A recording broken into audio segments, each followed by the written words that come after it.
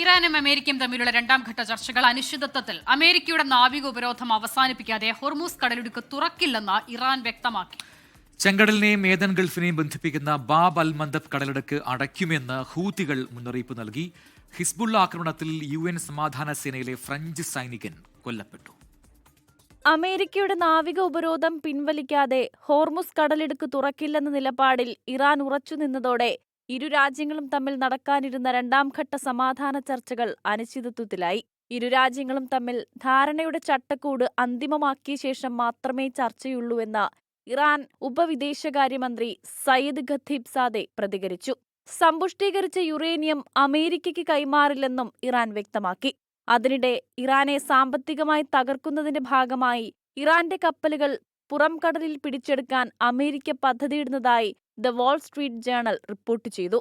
ലബനോണിൽ Hezbollah ആക്രമണത്തിൽ UN സമാധാന സേനയിലെ ഫ്രഞ്ച് സൈനികൻ കൊല്ലപ്പെടുകയും 3 സൈനികർക്ക് പരുക്കേൽക്കുകയും ചെയ്തു.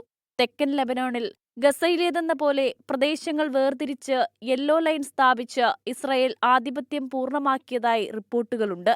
ഏകപക്ഷീയമായ വെടിനിർത്തൽ ലബനോണിന് അപമാനകരമെന്നും വെടിനിർത്തൽ പാലിക്കില്ലെന്നും ഹിസ്ബുള്ള സെക്രട്ടറി ജനറൽ നഈം ഖാസിം പ്രസ്താവിച്ചത് ആശങ്കകൾക്കിടയാക്കിയിട്ടുണ്ട്. ഇറാൻ അമേരിക്ക വെടിനിർത്തൽ ഈ മാസം 22-ന് അവസാനിക്കുമെന്നിരിക്കെ യുദ്ധം പുനരാരംഭിക്കുമോ എന്ന ആശങ്കയിലാണ് ലോകം. International desk 24.